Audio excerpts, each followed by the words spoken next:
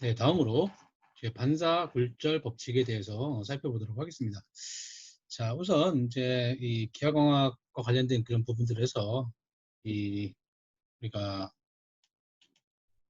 기하공학은 이 레이어 관련된 그런 그 개념을 갖고 비스의 성질을 이제 설명을 해보고 있습니다. 그 중에 가장 그 대표적인 게 바로 이제 반사와 굴절 법칙에 대한 그런 설명이라고 이제 볼 수 있겠습니다. 자, 우선 전체적으로 반사 굴절을 한 그림으로 나타내는 이 아래 그림을 먼저 보도록 하겠습니다. 자, 우선 입사광선이 이렇게 있고요. 입사광선이 이렇게 있고, 그다음에 입사를 이렇게 하게 된다 하고, 그럼 이제 이 이 다른 매질 E라고 하는 그 매질 내에 굴절도 되고 반사도 될 것이다. 라고 이렇게 생각을 해보면 좋겠습니다. 그래서 이 부분을 이제 반사 또는 굴절 면이라고 이렇게 그 얘기를 할 수 있겠습니다. 자, 그러면 이게 만약에 반사가 된다면 이렇게, 또 굴절이 된다면 이렇게 빛이 이 경로를 갖게 될 것이다. 라고 이제 이해를 해보면 좋겠습니다. 자, 그런데 여기서 중요하게 생각해야 될 그런 부분들을 몇 가지 정리를 한번 해보겠습니다. 자, 우선 이 반사와 굴절이 일어나는 이 부분들 같은 경우에 대해서 이렇게 반사와 굴절 동시에 일어나는 이 부분을 이제 아까 얘기했던 것처럼 반사와 굴절면으로 이렇게 얘기를 할 수가 있겠고요. 경계면이라고 볼 수 있겠습니다. 이 부분은 바로 매질, 여기서는 매질 1과 2겠죠. 매질 1, 2의 경계면이다. 자, 면이다라고 이렇게 이해를 해보면 좋겠습니다. 자, 그리고 입사된 광선이 반사면에 의해서 반사 광선으로 되고, 또 이 굴절면 내부에서 다시 굴절광이 이렇게 된다는 것을 알 수가 있겠습니다. 자, 그리고 우리가 이 입사된 면, 즉 이 면에 대해서 다른 색깔로 표시를 하고 있습니다. 이 면, 즉 입사와 반사가 되는 이 공간, 요 면을 바로 입사면이라고 합니다. 입사면이라고 얘기를 한다는 것이죠. 자, 여기서 중요한 개념이 이제 하나 되겠습니다. 우선 첫 번째로 입사광선, 그다음에 굴절광선, 그다음에 반사광선은 바로 어디에 있냐면 입사면에 존재한다. 입사면에 존재한다는 것이죠. 자, 이 화면이 해당하는 이 부분을 바로 이제 입사되는 공간이라고 하게 되면, 입사광선이 이 표면으로 이렇게 입사하게 되면 이 면 앞으로 튀어나오거나 면 뒤로 가거나, 또는 굴절광이 면 앞으로 오거나 면 뒤쪽으로 가거나, 이제 이렇게 하지 않고 입사면 내에 반사광과 굴절광이 존재한다라고 하는 그런 그 개념이 되겠습니다. 자, 그리고 두 번째로 각도를 측정을 하는 데 있어서, 자, 이제 또 다른 색깔로 해보겠습니다. 자, 그러면 이 각도를 측정하는 데 있어서 기준이 되는 이 선을 이제 법선이라고 이렇게 얘기를 한다는 것이죠. 즉, 이 법선은 우리가 그 일반 물리학에서 다루고자 하는 내용들 중에도 굉장히 중요한 내용이 되겠습니다. 자, 이 법선이라고 하는 것은 바로 면이 향하고 있는 그런 방향을 나타내는 선이다라고 이렇게 생각을 해보면 되겠습니다. 즉, 면이 여기서는 이제 굴절면, 반사 또는 굴절면이 되겠죠. 자, 면이 향하고 있는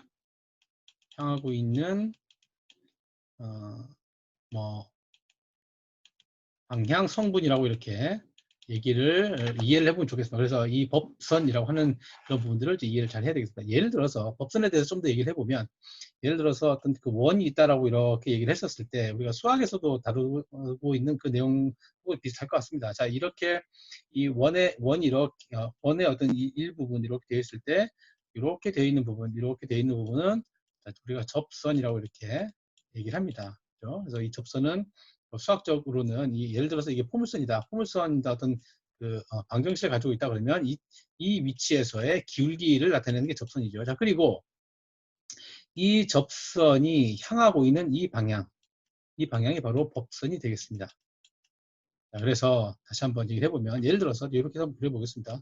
수학 얘기를 했으니까 이렇게 예를 들어서 이렇게 이러한 2차 방정식이 있을 때 이렇게 되어 있는 요게 자, 법선이라고 얘기를 하고요. 법선이라고 하고 그리고 이 부분에서 법선과 수직한 이 방향을 바로 다시 접선이라고 하죠. 접선이라고 이렇게 얘기를 하고요. 이 점에서의 접선을 얘기를 하고 그리고 그죠? 이게 이 포물선에 그리고 이 방향 요 위치에서의 방향을 얘기를 하는 이 선을 바로 접선의 수직인 법선이라고 얘기를 한다는 것이죠. 그래서 이것처럼 법선이라고 하는 것은 요 접혀져 있는 요 경계면의 수직인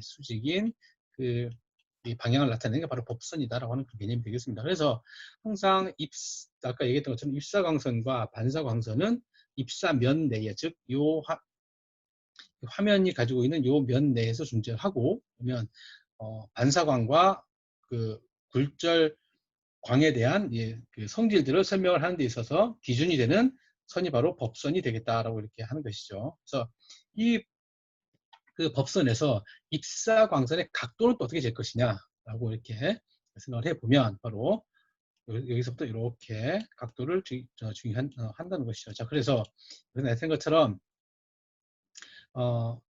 입사 각도 이렇게 법선에서부터 이렇게 시작되는 각도를 말하고 반사 각도 이렇게 법선에서부터 이렇게 시작되는 각도를 말한다는 것이죠. 이거는 반사각이 되겠습니다. 반사각이 되고요. 그리고 굴절각은 또 어떻게 될 수 있을까요? 자, 굴절각도 마찬가지로 법선에 대해서 이렇게 여기서부터 이렇게 이루어지는 선이 바로 굴절각이 되겠다는 것이죠. 그래서 두 번째 중요한 개념 중에 하나가 입사각이나 그다음에 반사각 또는 굴절각은 바로 법선에서부터의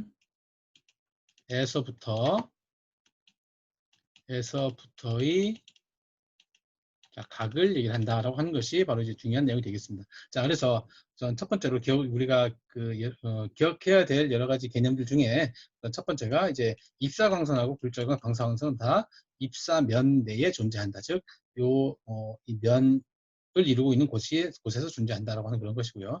두 번째로 입사각이나 반사각이나 굴절각은 마찬가지로 법선에서부터 그래서 법선의 개념이 중요하다고 하는 게 법선에서부터 시작되는 각도를 얘기를 한다. 라고 이렇게 기억을 해보면 좋겠습니다. 자, 그러면 반사 법칙과 굴절 법칙을 다시 한번 정리를 한번 해보면 우선 이 부분이 반사 법칙이 되겠습니다. 그리고 이 부분이 바로 굴절 법칙으로 이제 설명을 할 수가 있겠습니다. 그래서 굴절 법칙으로 이렇게 설명을 할 수가 있겠다는 것이죠. 우선 반사 법칙은 뭐냐 하면 그러면 요 면이 지금 요 3차원으로 요건 3차원으로 그렸던 것이고요. 이 부분은 바로 이 면이 이렇게 해당하는 이 면이 바로 입사면을 보고 있는 겁니다. 입사면을 이렇게 입사면 상에서라고 이렇게 표현해 보면 좋겠죠. 이게 법선이 될 것입니다. 그래서 입사광선하고 반사광선이 만드는 이 각도, 즉 여기서부터 아까 각도를 얘기할 때도 법선에서부터의 각도를 얘기를 하죠. 이걸 I라고 하자, 입사각 I라고 하자. 그리고 반사각은 여기서부터 이렇게 시작이 되겠죠. 반사각을 R이라고 하자라고 했을 때 이 반사 법칙이라고 하는 것은 즉 입사각하고 이렇게 입사각하고 반사각은 서로 같다라고 하는 게 바로 이제 반사 법칙이 되겠습니다. 그래서 다시 한번 정리해 보면 이러한 입사면 이게 입사면이죠. 입사면이고 이게 바로 입사면은 여기서도 3차원 그림에서 보면 이렇게 얘는 요게 바로 이제 입사면이 되겠습니다. 이 입사면이 될 것이고요. 이게 입사면이 되겠습니다. 입사면이 되겠고 입사면 내에서 우선 반사가 되는 그 반사광선하고 입사광선의 성질을 보게 되면 입사각하고 그다음에 입사각하고 그다음에 반사각은 서로 같다라고 하는 게 바로 그 반사 법칙이 되겠습니다. 자, 그리고 이 굴절 법칙은 우리가 스넬의 법칙으로 이제 잘 알려져 있습니다. 이 스넬의 법칙 잘 알려져 있고요. 이 스넬의 법칙은 살펴보게 되면 마찬가지로 이 입사면에 대해서 이 면이 입사면이 되겠습니다. 이게 입사면에 대해서 입사각하고 이게 입사각이 되겠죠. 입사각도 마찬가지로 여기서부터 이렇게 법선에서부터의 각도를 말합니다. 그리고 굴절 각도 이렇게 법선에서부터의 각도를 말한다는 것이죠. 그래서 이게 입사각이 되겠습니다. 그래서 입사각은 여기서 세타 1으로 이렇게 표시되어 있고 굴절각은 세타 2로 이렇게 표시되어 있습니다. 자, 그러면 스넬의 법칙이라고 하는 것은 뭐냐 하면 바로 미디엄 1과 이게 매질 1이라고 하고 이 부분을 매질 2라고 합시다. 자, 서로 다른 굴절률을 가지고 있는 다른 굴절률을 가지고 있는 그래서 굴절률을 N1이라고 하고요. 여기는 굴절률을 N2라고 이렇게 하겠습니다. 그러면 이 굴절률과 입사각과 굴절각의 관계를 나타내는 게 바로 스넬의 법칙이 되겠습니다. 자, 스넬의 법칙은 여러 가지 다양한 그 방정식을 그 여러 가지 유용한 식을 갖고 뭐 예를 들면 그 페르마의 원리라든지 아니면 그 호이겐스 원리라든지 여러 가지 다른 방법으로서 스넬의 법칙을 설명할 수가 있겠습니다. 자, 그 부분은 이제 우리 2학년 때 기하공학 할 때 자세히 다루도록 하고 지금은 스넬의 법칙 즉 굴절 법칙에 대한 일반적인 성질들을 이해하는 걸로 그 마무리하도록 하겠습니다. 자, 그러면 결론적으로 얘기를 해보면 자, 그 굴절률 N에서 N1에서부터 N2로 가는 이 그 굴절률의 비율. 자, 이거는 바로 어떻게 표시할 수 있냐 하면 N2 오브 N1으로 이렇게 표시할 수가 있겠습니다. 자, 이 부분 어떤 식으로 얘기할 수 있냐면 사인파의 사인 함수의 그 비율로 이렇게 나타낼 수 있다. 라고 하는 게 바로 스넬의 법칙이 되겠습니다. 그리고 이 입사각과 굴절각의 성질들 중에서 바로 이 매질 1에 대한 경우, 매질 1인 경우에 대해서 빛의 속도를 V1 그리고 매질 2인 경우에 대해서 속도를 V2라고 이렇게 표시하게 된다면 그 속도의 비율은 다음과 같이 V2분의 V1으로 이렇게 나타낼 수가 있고요. 그리고 또다시 파장에 대한 개념으로 이렇게 살펴보게 되면 바로 n 람다 1하고 람다 2의 어떤 그 개념으로 설명할 수 있다는 것이죠. 그래서 우리가 잘 알려져 있는 식은 바로 요 식이 되겠습니다. 스넬의 법칙은 이제 요 식으로 우리가 그 중고등학교 때 이 설명을 들었을 것이라고 생각이 들어집니다. 그래서 우리 뭐 n1 곱하기 사인 세타 1은 뭐 이런 식이 좀 더 우리한테 익숙할 것 같습니다. n1 사인 세타 1이라고 하는 것은 n2 사인 세타 2 이 식을 스넬 법칙으로 이렇게 그 기억을 하고 있는 그 학생이 많을 것 같습니다. 자, 아무튼 이러한 부분들을 바로 이제 그 기하공학 할 때 여러 가지 방법을 갖고 유도를 해볼 수 있도록 하겠습니다. 그래서 이것도 보면 넓은 의미로 보면 뭐 예를 들어서 에너지의 보존 법칙이라든지 뭐 이런 것과 다 연관이 되는 그런 것들로 좀 보면 되겠고 페르마의 그 정리해서 보면 가장 빛이라고 하는 것은 가장 그 짧은 경로를 갖고 이동한다라고 하는 그런 그 좀 포괄적인 그런 그 개념도 들어 있는 부분이기도 합니다. 자, 다음으로 내부 전반사에 대한 개념을 좀 살펴보도록 하겠습니다. 자, 우선 이 내부 전반사는 어떤 부분이냐면 말 그대로 그 내부에서 전체적으로 반사가 이루어진다. 즉 일반적으로 광선은 항상 이 반사하는 빛과 굴절되는 그 빛으로 광선으로 이렇게 될 수 있지만 지금 표시한 것처럼 내부 전반사라고 하는 것은 전체적으로 반사가 일어난다 하는 그런 그 조건이 있을 수 있습니다. 그래서 이 부분들을 가지고 우리가 뭐 예를 들어 광통신이라든지 이런데 굉장히 많이 응용을 하고 있고 그리고 우리 그 그 앞서 우리가 했었던 프리즘 관련된 부분이 있을 겁니다. 자, 프리즘과 관련된 그런 부분에서 발생되는 이 경로와 같은 부분들이 이제 전반사 조건과 관련된 부분입니다. 그래서 이 부분들이 어떤 개념인 것인지 한번 살펴보도록 하겠습니다. 자, 우선 내부 전반사인 경우에 대해서는 우선 조건이 있습니다. 자, 굴절률이 우선 내부 전반사는 굴절률이 큰 매질에서 바로 작은 매질로 해서 굴절률이 작은 매질로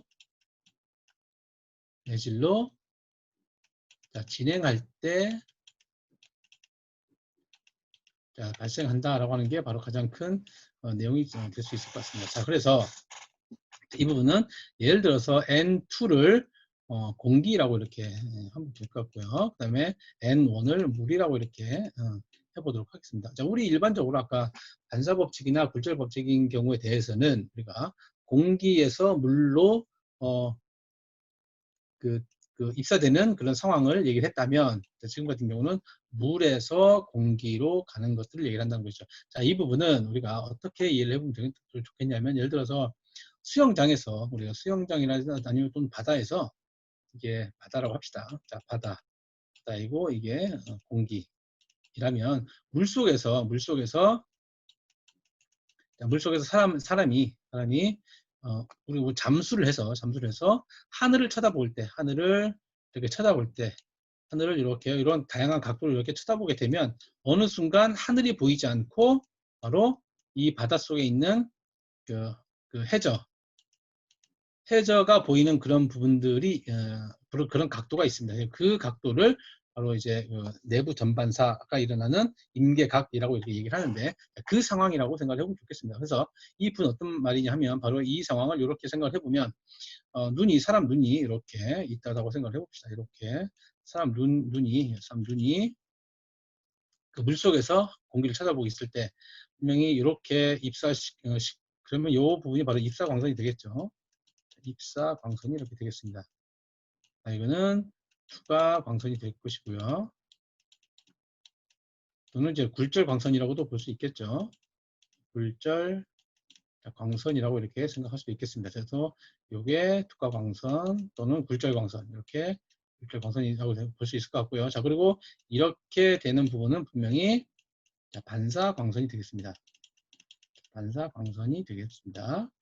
자, 그러면 아까 얘기했던 것처럼 굴절률이 큰 매질, 즉 물인 경우에 대해서는 보통 이제 1.3 또는 1.5로 이렇게 볼 수 있죠. 그리고 이 굴절률이 1 정도 되니까 굴절률이 큰 곳에서 굴절률이 작은 곳으로 빛이 입사를 하게 된다라고 했을 때, 즉 우리가 사람 눈을 쳐다보게 된다라고 하는 그런 상황으로 이해해보면 좋겠습니다. 자, 그때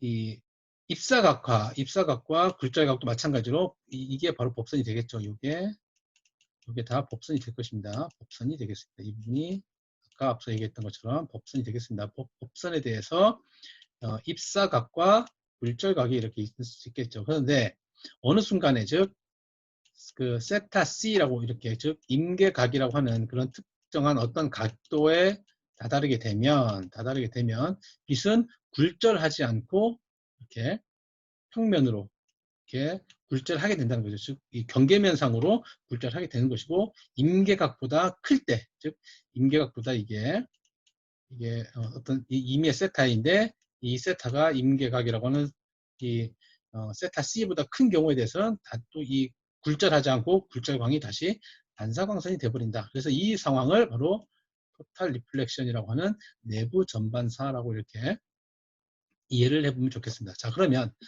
가장 우리가 기억을 해둬야 될 게 바로 첫 번째가 내부 전반사인 경우에 대해서는 바로 굴절률이 큰 매질에서 작은 매질로 진행할 때 발생한다라고 하는 것이고요. 자, 두 번째가 바로 이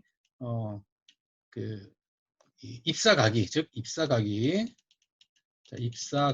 바로 세타 C라고 하는 임계각 반사가 시작되는 임계각보다 클 때 바로 내부 전반사가 발생한다라고 하는 것을 기억을 하면 좋겠습니다.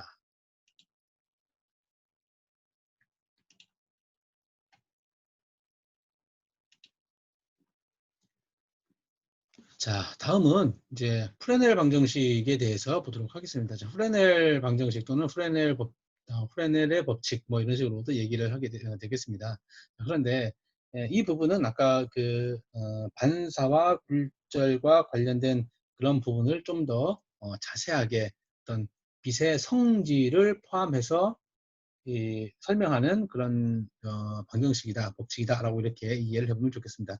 자, 그림이 다소 복잡해 보이긴 하지만 어, 그 우리 한번 이해를 해보도록 하겠습니다. 자, 우선 이 인터페이스라고 하는 그런 부분들은 바로 아까 자, 반사 또는 굴절면이라고 이렇게 얘기를 했었습니다. 자, 그리고 빛이 진행하는 이 면, 요 면을 이렇게 된 요 면을 입사면이라고 했습니다. 입사면. 그래서 항상 그 반사와 이게 반사광이 되겠습니다.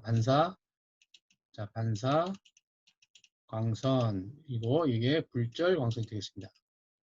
굴절 광선이 되겠습니다. 그래서 반사각과 굴절각도 물론 이제 이루어지겠죠. 자, 그래서 우리가 프레넬 방정식이라고 하면 아까 얘기했던 것처럼 그 임의의 각도를 가지고 즉 이걸 옆으로 입사면에 대해서 그려보게 되면 자, 이게 법선이 되겠습니다. 법선이 이렇게 될 것 같고요. 자, 이렇게 된 부분이라면 바로 입사각이 이게 입사광선이고 입사각이 I라고 하고 굴절각과 반사각이 이렇게 있을 수 있겠죠. R이고 이게 예를 들어 세타라고 합시다. 자, 그렇게 되면 두 번째로는 또 색깔 다르게 해서 이렇게도 될 수가 있겠죠. 이렇게도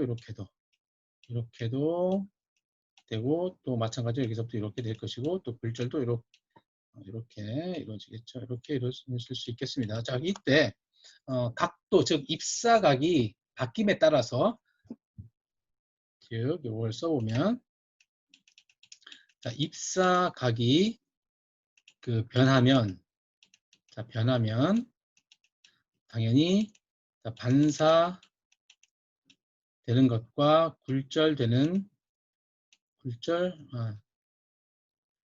굴절각과 당연히 반사각도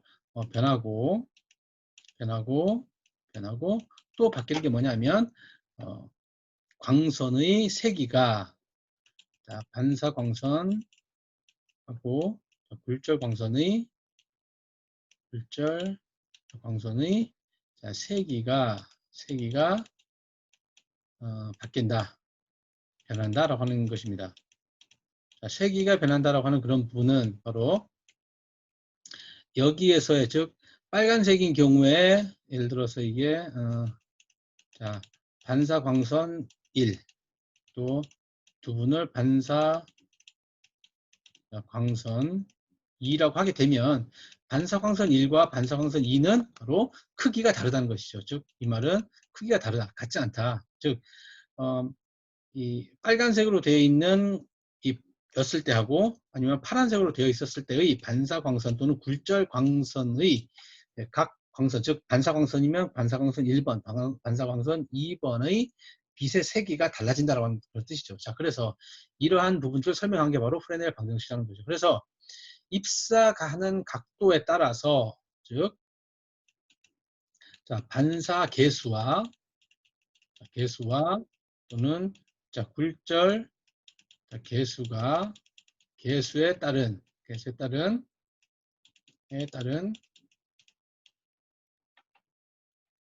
자,